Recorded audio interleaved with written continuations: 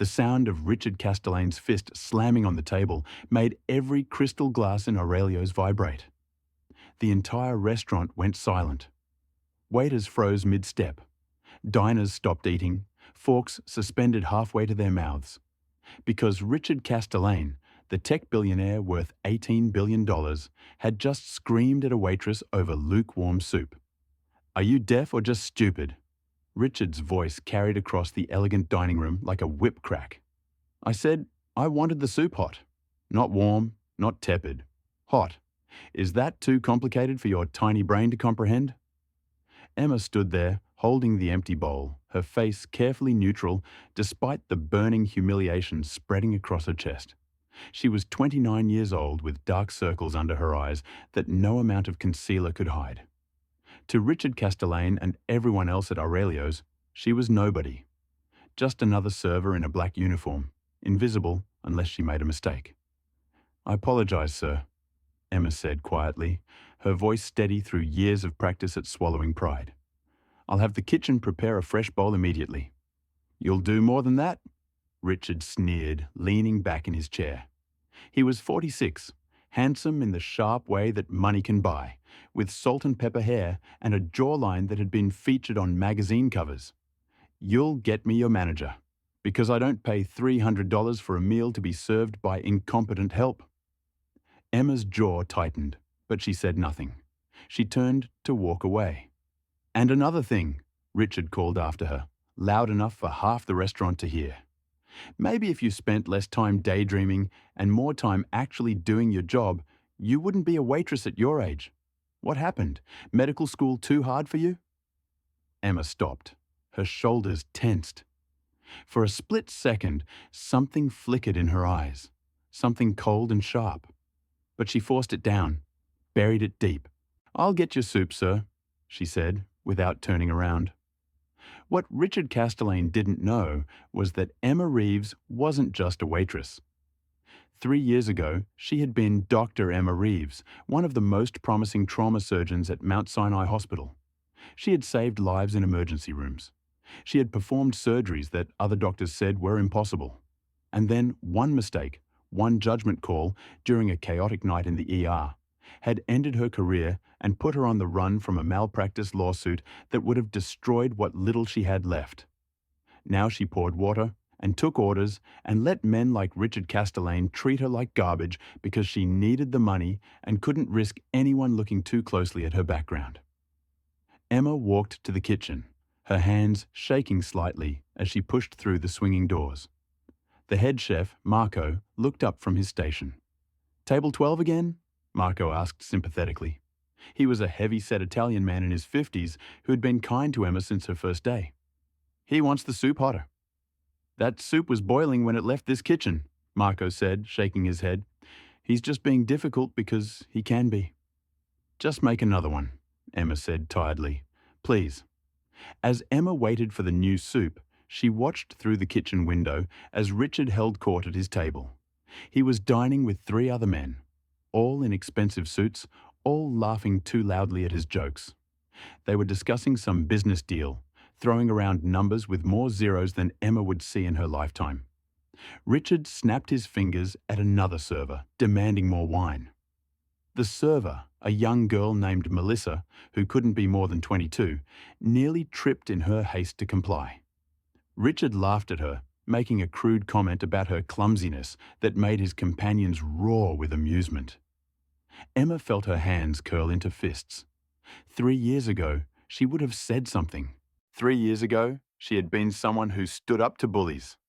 But 3 years ago, she'd had a medical license and a future. Now she had rent to pay and creditors circling. "Soup's ready," Marco said, sliding the steaming bowl across the counter. "And Emma, don't let him get to you. Men like that, they're miserable inside. That's why they need to make everyone else miserable too."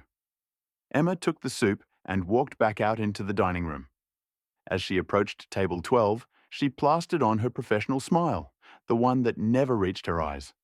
"Your soup, sir," Emma said, placing it carefully in front of Richard. "I personally ensured it was—" "Finally," Richard interrupted, not even looking at her.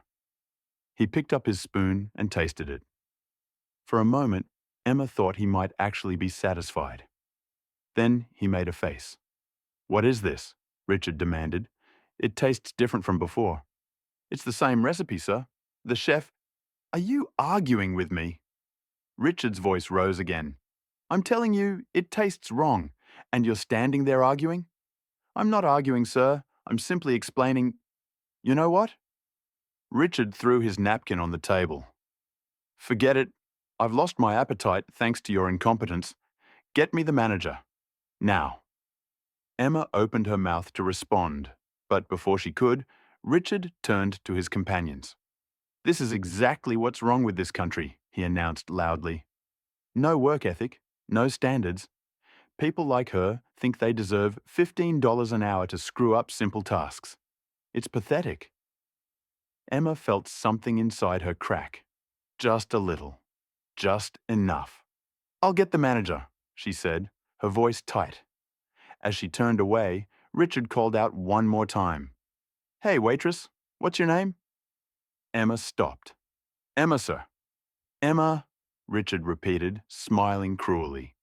"I'm going to make sure Emma is mentioned specifically in my review. I want everyone to know exactly who ruined my evening." Emma didn't respond. She just walked away, her nails digging into her palms. But Karma, as it turned out, had a sense of timing.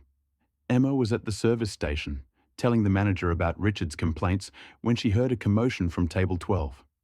She turned to see Richard clutching his throat, his face going red. His companions were standing up, looking confused and alarmed. "Sir, are you all right?" one of them asked. Richard tried to speak, but no sound came out. His eyes were wide with panic. His hands clawed at his collar, trying to loosen his tie. Emma's medical training kicked in instantly. She recognized the signs immediately. Anaphylaxis, severe allergic reaction.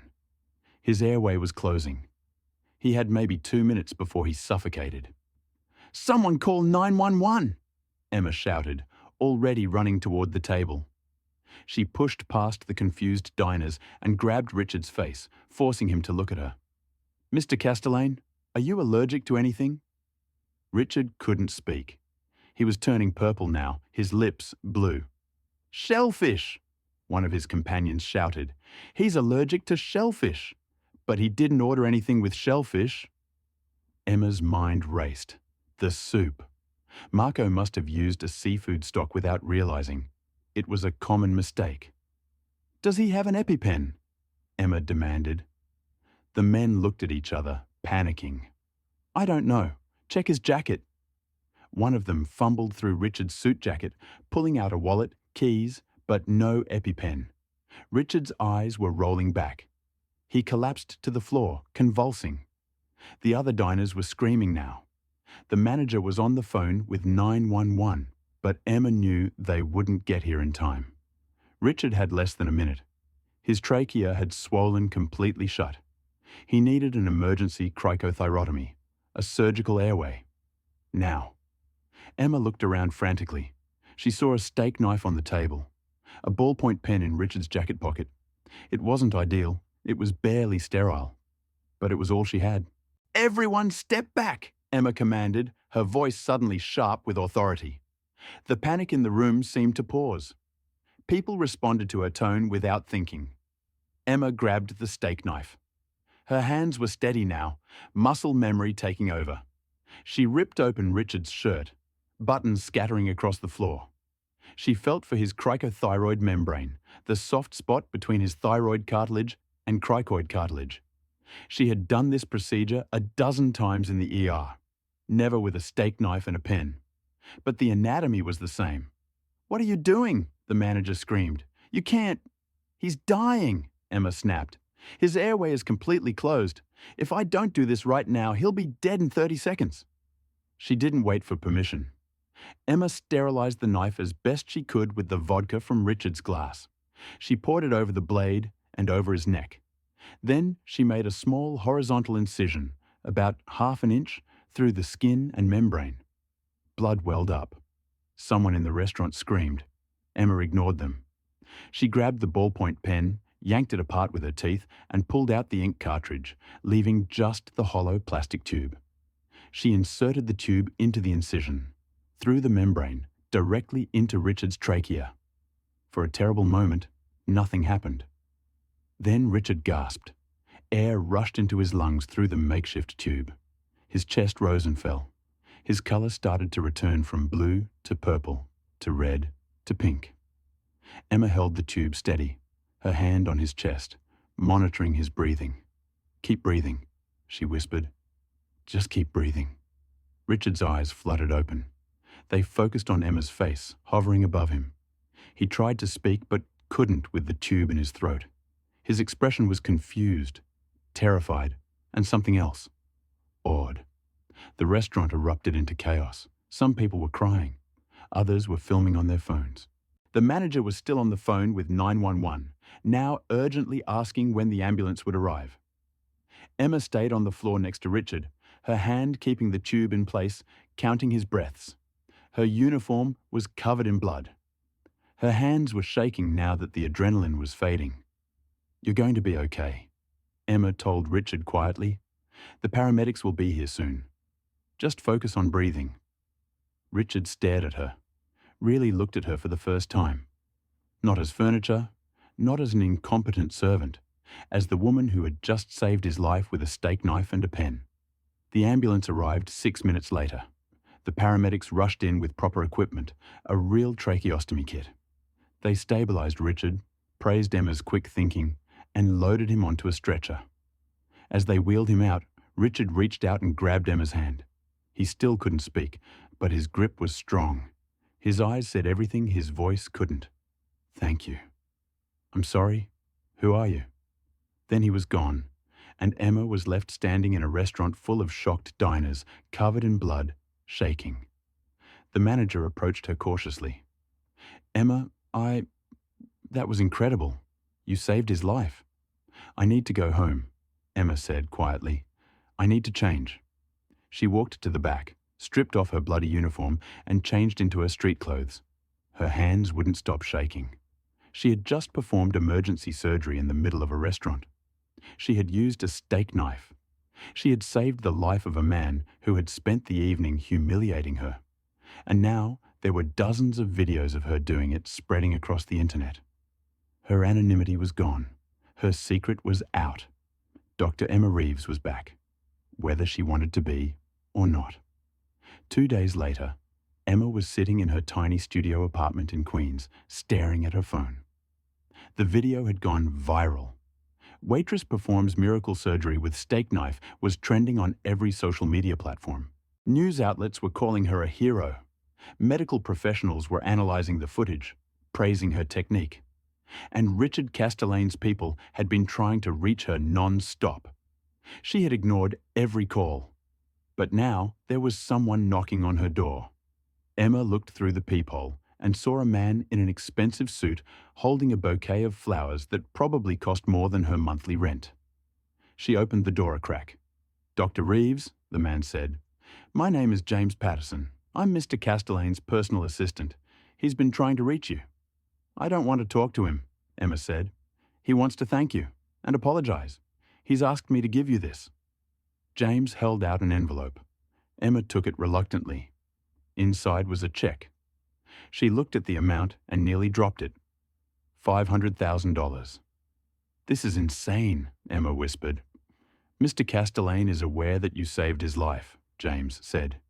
"He considers this a small token of his gratitude. He's also asked if you would meet with him. He's currently recovering at his home in the Hamptons, and he would very much like to speak with you in person." "Why?"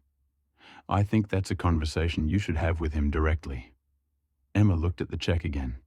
This money could change her life, pay off her debts, give her a fresh start.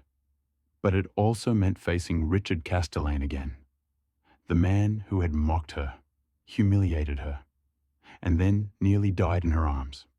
"Tell him I'll think about it," Emma said. "Please, Dr. Reeves, he's been quite insistent. He says he owes you more than money. He owes you the truth." Emma frowned. "What truth?" "Again, I think you should hear it from him." 3 days later, Emma found herself in a town car driving through the Hamptons. She had told herself she would just cash the check and never see Richard Castellane again. But curiosity had won. What did he want to tell her? The car pulled up to a massive estate overlooking the ocean. The house was modern, all glass and steel, probably worth $50 million. A nurse met her at the door and led her to a sunroom where Richard was sitting in a chair, looking out at the water. He had a small bandage on his neck where the paramedics had replaced her makeshift tube with a proper tracheostomy. His face was still slightly swollen, but he was alive. When he heard Emma enter, he turned. His expression was complicated. Shame, gratitude, something else she couldn't identify. "Dr. Reeves," Richard said, his voice hoarse from the trauma to his throat. "Thank you for coming." "Mr. Castellane," Emma replied coolly. "You wanted to talk? Please sit." Richard gestured to a chair across from him. Emma sat, her posture defensive. "I'm sure you're wondering why I asked you here," Richard began. "To be honest, I wasn't going to cash your check," Emma said. "I was going to send it back." "Why?" "Because I don't want your money. I did what any doctor would do. I saved a life." "But you're not a doctor anymore, are you?" Richard said gently. Emma stiffened. "I had you investigated," Richard continued. "I hope you'll forgive the intrusion, but I needed to understand who you were. Dr. Emma Reeves, top of your class at Johns Hopkins, trauma surgery resident at Mount Sinai. And then, 3 years ago, you lost a patient during a complicated procedure. The family sued, the hospital settled and revoked your privileges. You've been working service jobs ever since, trying to stay under the radar." Emma's jaw clenched. "If you brought me here to throw that in my face—" "I brought you here to apologize," Richard interrupted. "Not just for how I treated you at the restaurant, but for what I represent, for every person like me who has ever made you feel small, who has ever treated you as less than you are." Emma stared at him. "Why?" "Because you saved my life, and in doing so, you showed me what real value looks like. It's not about money or power or status. It's about what you can do when it matters. You performed surgery with a steak knife and a pen in the middle of a crowded restaurant because someone needed help. You didn't hesitate. You didn't think about the risk or the liability or what people would think. You just acted." Richard stood up slowly, wincing slightly from the movement. "I spent that entire evening mocking you, belittling you, treating you like you were worthless, and then you saved me. Do you have any idea how that feels? To owe your life to someone you treated so poorly?" "I didn't do it for you," Emma said quietly. "I did it because I'm a doctor. That's who I am, even if I don't have the license anymore." "That's why I asked you here," Richard said. He walked to a desk and pulled out a folder. "I've spoken with the board at Mount Sinai and with the family who sued you. With my resources, I was able to review the case thoroughly. The patient you lost had a congenital heart defect that wouldn't have shown up on any scans. There was nothing you could have done differently. The family was looking for someone to blame, and the hospital chose you because you were the resident, not the attending physician." Emma felt tears sting her eyes. "I know," she whispered. "I've always known, but it didn't matter. The damage was done." "It matters now," Richard said. He handed her the folder. "Inside this folder is a letter from the hospital board offering to reinstate your privileges, a letter from the family withdrawing their complaint, and a letter from the chief of surgery offering you a position in their trauma department." Emma opened the folder with shaking hands. "This is... How did you... Money can't buy everything," Richard said, "but it can buy the truth. And sometimes it can buy justice. You saved my life, Dr. Reeves. Let me give you yours back." Emma looked up at him, tears streaming down her face now. "Why would you do this for me?" "Because I was dying, and you were the only person in that room who saw me as a human being worth saving. Despite everything I had said to you, despite how I had treated you, you didn't hesitate." Richard sat back down, looking tired. "I've spent my entire life believing that money made me better than other people, that success gave me the right to treat people however I wanted. And then I couldn't breathe, and all that money meant nothing. I was just another person dying on a restaurant floor, and you saved me anyway. If you're enjoying this story, please like and subscribe. It really helps the channel grow. Thank you for your support. Emma wiped her eyes. She looked at the folder again, at the words that promised to give her back everything she had lost. I don't know what to say. Say you'll take the job. Say you'll go back to being the doctor you were meant to be. Say you'll let me help you the way you helped me. Emma took a deep breath. She thought about the last 3 years. The shame, the hiding, the pretending to be someone she wasn't. And then she thought about that moment in the restaurant, when her training had taken over and she had become Dr. Reeves again. It had felt right. It had felt like coming home. Okay, Emma said. Okay. Richard smiled. It was the first genuine smile she had seen from him. There's one more thing, he said. What? I'd like to take you to dinner, at Aurelio's, and this time I promise not to complain about the soup. Emma laughed despite herself. Is this your way of asking me on a date? This is my way of asking if you'd give me a chance to prove I'm not the man you met that night, that I can be better. Emma studied him. She saw the sincerity in his eyes, the humility that hadn't been there before. One dinner, she said, and you're leaving a 50% tip. Done. 6 months later, Emma walked through the halls of Mount Sinai Hospital in Scrubs, a stethoscope around her neck. She was back in trauma, back where she belonged. It hadn't been easy. There had been whispers, questions, doubts. But she had proven herself again, case by case, surgery by surgery. Richard had been true to his word. He had changed. He volunteered at free clinics now. He funded medical scholarships. He treated every person he met with respect, regardless of their position. And yes, he and Emma were together. It had started slowly.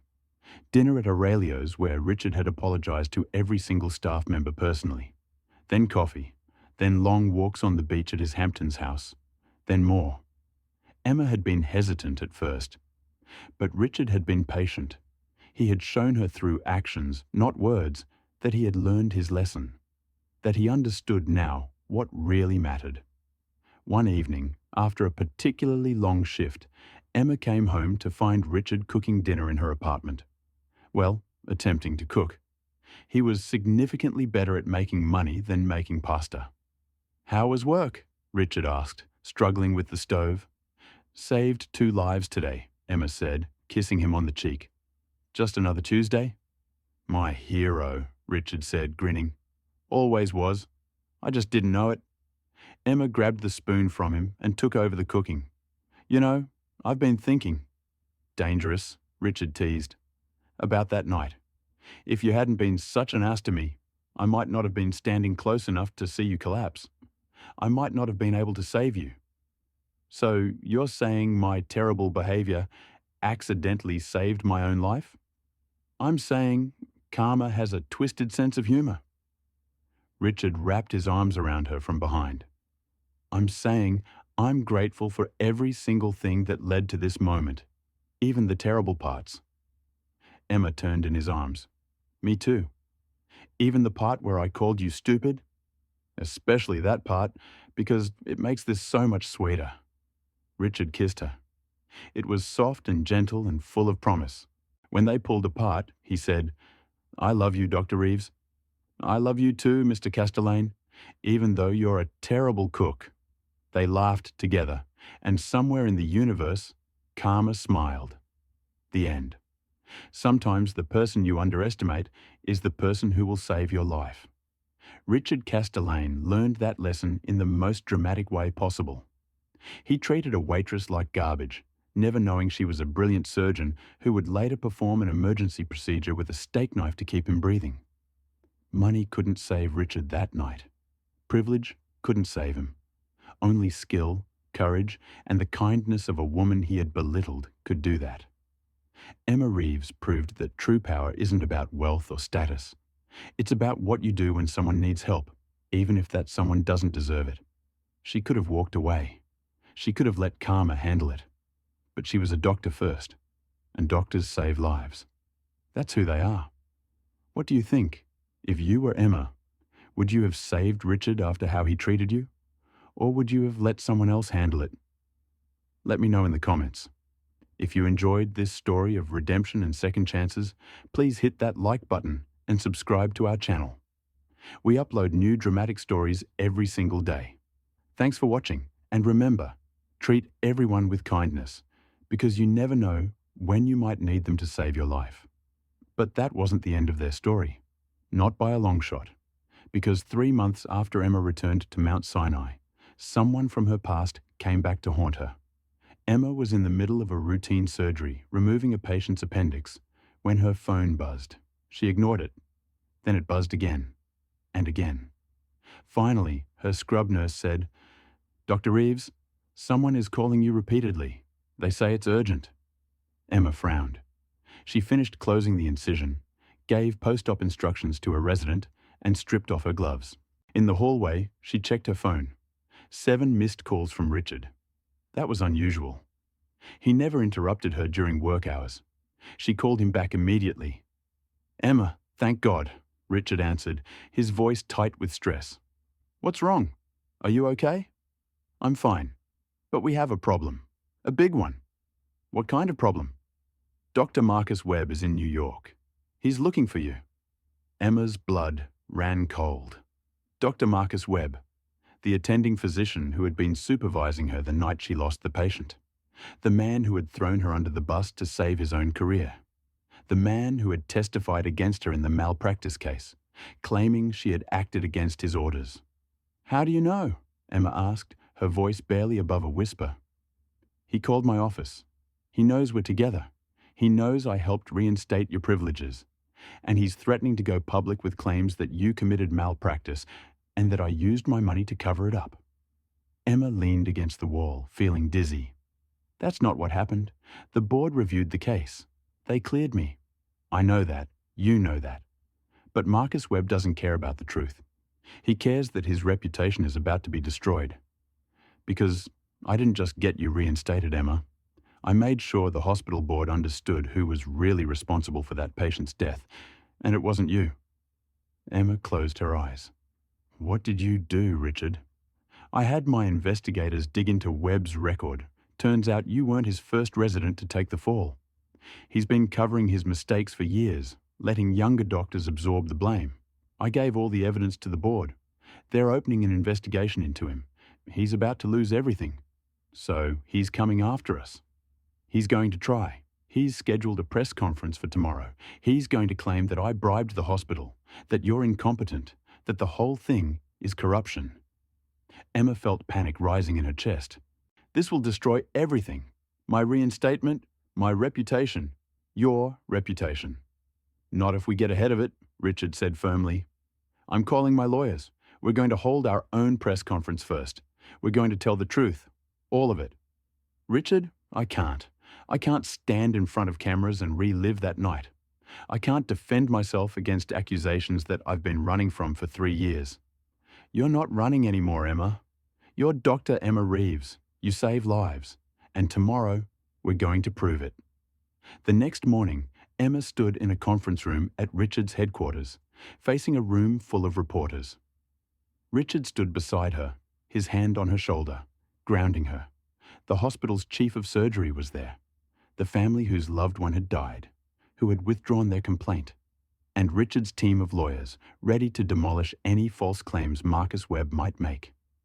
Emma's hands were shaking as she approached the microphone. "My name is Dr. Emma Reeves," she began, her voice trembling slightly. 3 years ago, I lost a patient. His name was David Chen. He was 42 years old. He had a wife and 2 children, and he died on my operating table." The room was completely silent. "I've spent the last 3 years believing that his death was my fault, that I had made a mistake, that I wasn't good enough, that I didn't deserve to be a doctor." Emma took a deep breath. "But I've learned something important. I've learned that the truth matters. And the truth is that David Chen had a congenital heart defect that no one could have detected. He would have died no matter who was operating on him. But my supervisor, Dr. Marcus Webb, chose to blame me rather than admit that some patients simply can't be saved. She looked directly at the cameras. Dr. Webb is holding a press conference later today where he will claim that I am incompetent, that Richard Castellano bribed the hospital to reinstate me, that we are engaged in some kind of conspiracy. None of that is true. What is true is that Mr. Castellano, a man whose life I saved, used his resources to uncover the real facts of David Chen's case. What is true is that the hospital board, after reviewing all the evidence, determined that I had acted appropriately and that Dr. Webb had systematically blamed his residents for his own failures for over a decade. Emma's voice grew stronger. What is true is that I am a good doctor. I have spent the last 6 months back at Mount Sinai saving lives. I have performed dozens of successful surgeries. I have trained residents.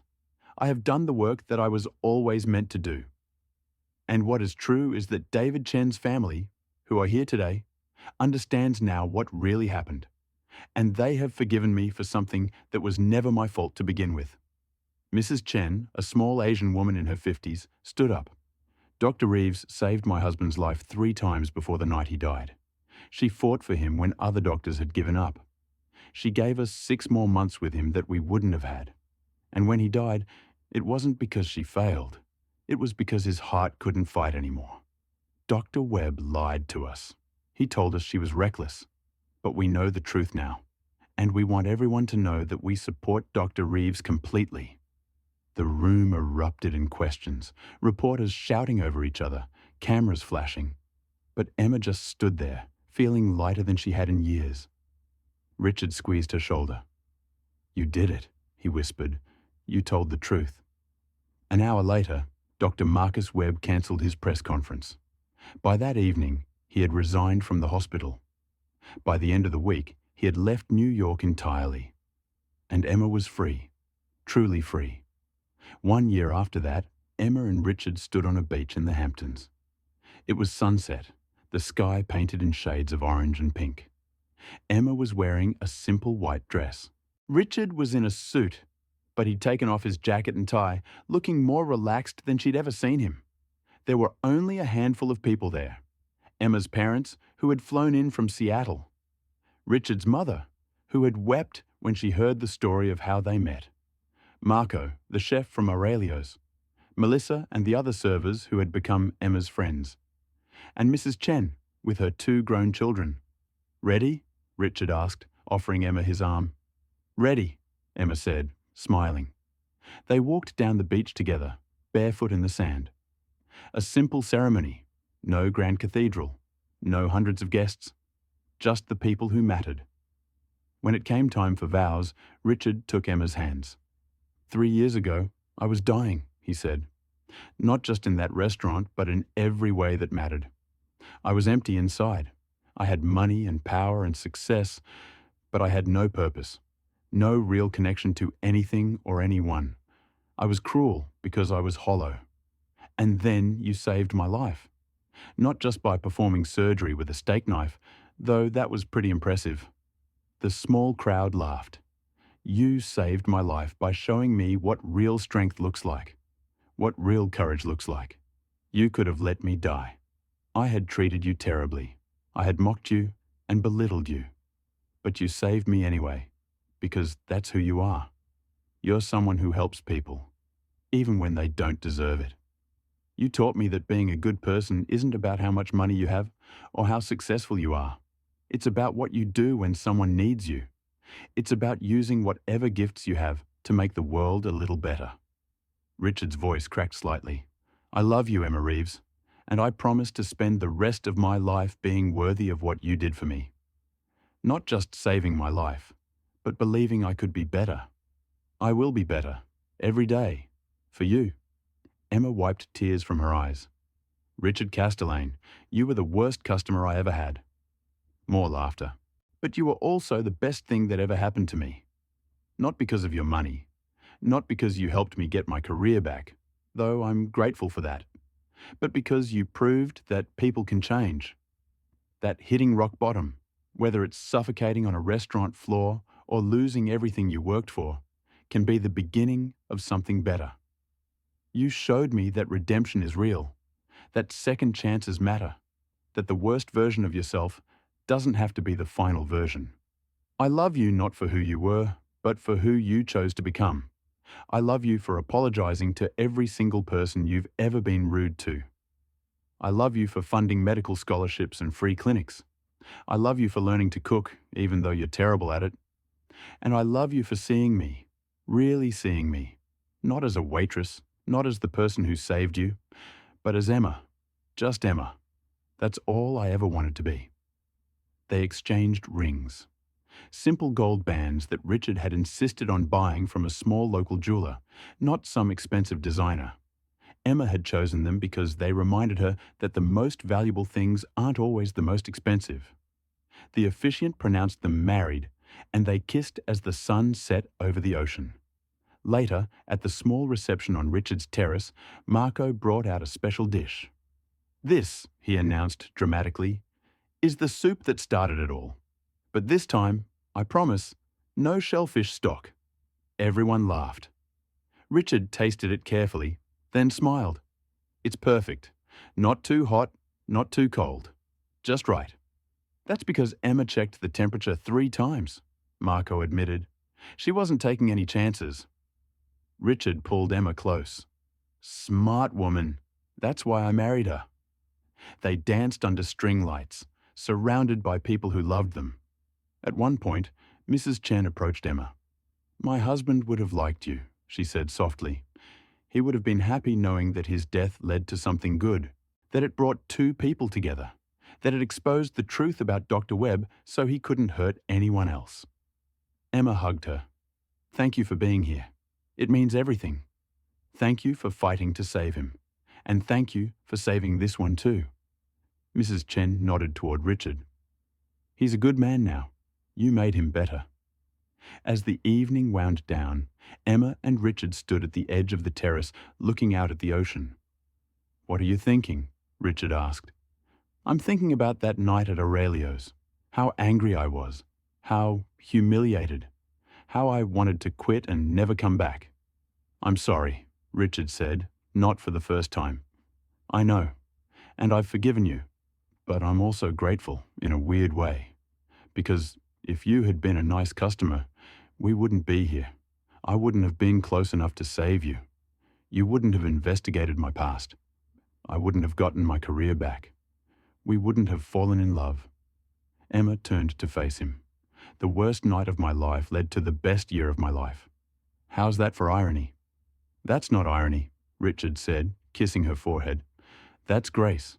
That's getting more than you deserved and being grateful for it. We both got more than we deserved.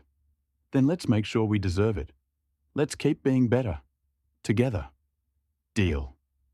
They stood there for a long time, wrapped in each other's arms, listening to the waves crash against the shore. And somewhere in the universe, the cosmic forces that had brought them together smiled. Because sometimes the worst people become the best people. Sometimes the lowest moments lead to the highest heights.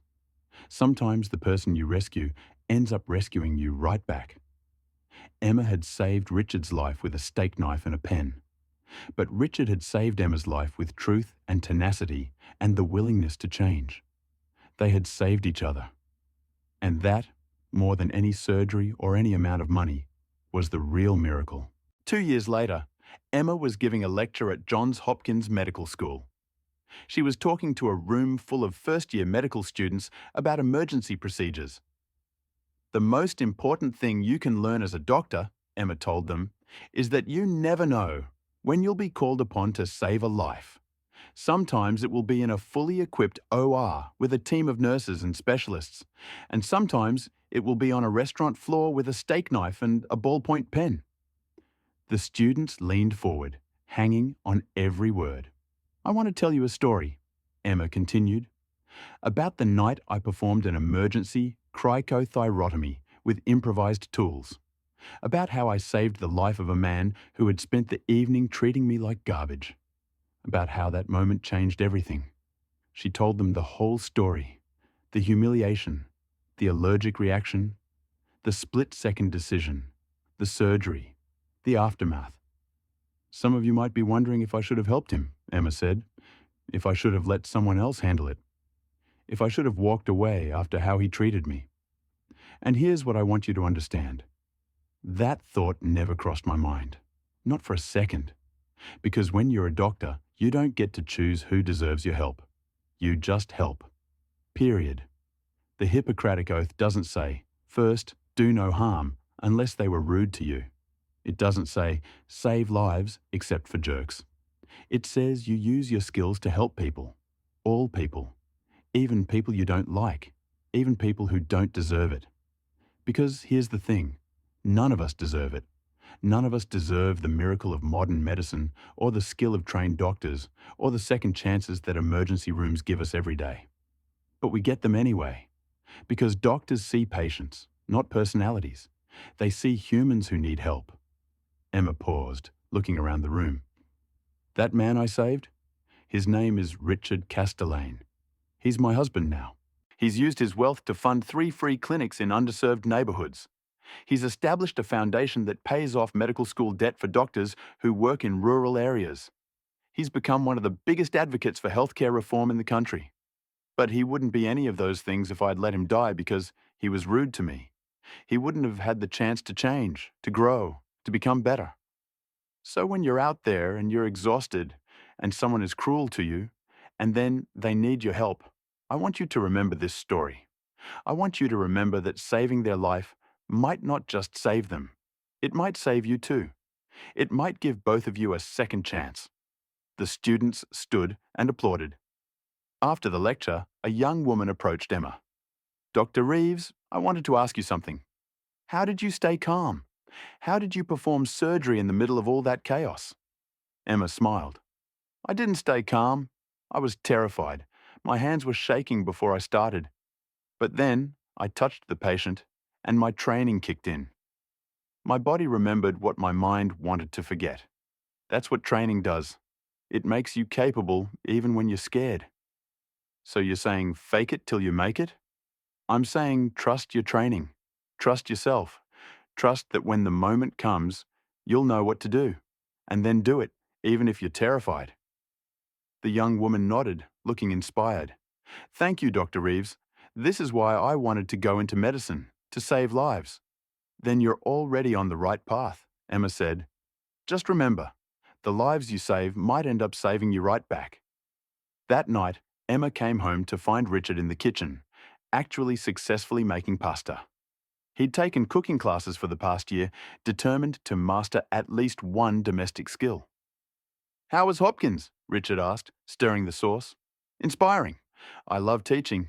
I love seeing young doctors who still have that fire, that desire to help people. Like you had before everything happened? Like I have again now, Emma corrected. Thanks to you. Richard left the stove and pulled her into a hug. We did it together. You saved me. I helped save you. We became a team. Best team ever, Emma murmured into his chest. Even if you did start out as the worst customer in history, especially because of that, it makes the happy ending so much sweeter. They ate dinner together, talking about their days. Richard told her about a new clinic opening in the Bronx. Emma told him about a particularly challenging surgery she'd performed that morning. Normal conversation, normal life. Extraordinary only because of how far they'd both come to get here. After dinner, they sat on their balcony overlooking Central Park.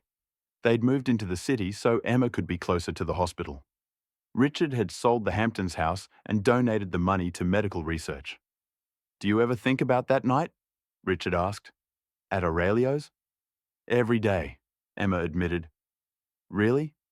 Not in a bad way, in a grateful way, because that night I became Dr. Reeves again.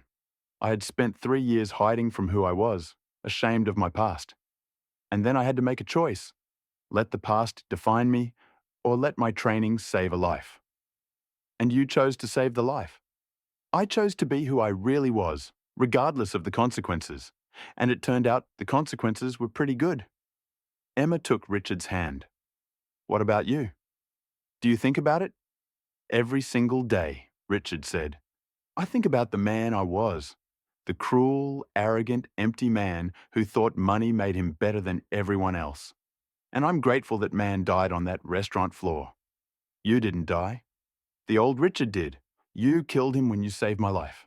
You gave me a second chance to be someone better, someone worth saving. They sat in comfortable silence, watching the lights of the city twinkle below them. You know what the best part is? Emma asked. What? We're not done yet. We're still becoming who we're meant to be, still learning, still growing, still saving each other in little ways every day. I like that, Richard said. The idea that we're not finished, that we get to keep becoming better together, for the rest of our lives. Promise? Promise. And they were both telling the truth. Because the story of Emma and Richard wasn't just about one dramatic rescue on one terrible night. It was about two people who chose every single day to be better than they were the day before. It was about a doctor who never stopped healing and a billionaire who learned that real wealth isn't measured in money. It was about grace and second chances and the extraordinary things that can happen when people choose growth over pride. Emma had saved Richard's life with a steak knife and a pen. But Richard had saved Emma's life with humility and determination and love. And together, they were saving each other's souls, one day at a time. The end. If you loved this story of transformation and second chances, please hit that like button and subscribe to our channel. We create new dramatic stories every single day. What would you have done in Emma's position? Would you have saved Richard after how he treated you? Let me know in the comments below. And remember, the person you help today might be the person who changes your life tomorrow. Treat everyone with kindness. You never know when you might need them to save you. 5 years after that terrible and wonderful night at Aurelio's, Emma and Richard stood together at the grand opening of the Castellane Reeves Medical Centre. It was a state-of-the-art facility in the Bronx designed to provide free emergency care to anyone who needed it, regardless of their ability to pay. The building was beautiful, all glass and light, with the latest equipment and technology. But what made Emma most proud was the mission statement carved into the stone above the entrance. Everyone deserves to be saved. Richard had funded the entire project. $200 million.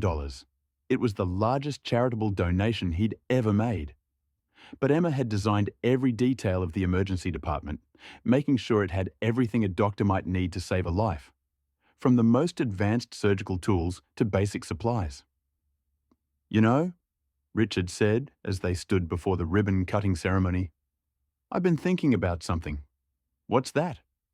If we hadn't met the way we did, would we have ever found each other? Emma considered this. Probably not. You would have been too rich and important to notice me, and I would have been too busy hiding to let anyone in. So maybe it all happened exactly the way it was supposed to. Maybe. Or maybe we just got really lucky that I happened to remember my emergency medicine training. Richard laughed. Lucky for me, not so lucky for the steak knife. They cut the ribbon together, and the crowd erupted in applause. Inside, the emergency room was already staffed with doctors and nurses, ready to save lives. Among them was Melissa, the young server from Aurelio's who had been inspired by Emma's story to go to nursing school. Richard had paid for her education. Ready to save some lives? Richard asked Emma as they walked through the gleaming halls. Always, Emma said, squeezing his hand. That's who I am. That's who we are, Richard corrected. A team. And they were. The doctor who saved a life with a steak knife, and the billionaire who learned that money means nothing if you don't use it to help people. Together, they were unstoppable. Together, they were proof that the worst moments can lead to the best outcomes. Together, they were living proof that everyone, no matter how far they've fallen or how terrible they've been, deserves a second chance. Because in the end, we're all just people trying to survive. And sometimes, the person we least expect ends up being the one who saves us. Thank you for watching this story of redemption, transformation, and love. If it touched your heart, please like and subscribe. Share it with someone who needs to hear that people can change and that second chances are real. Leave a comment below. What would you have done in Emma's place? See you in the next story.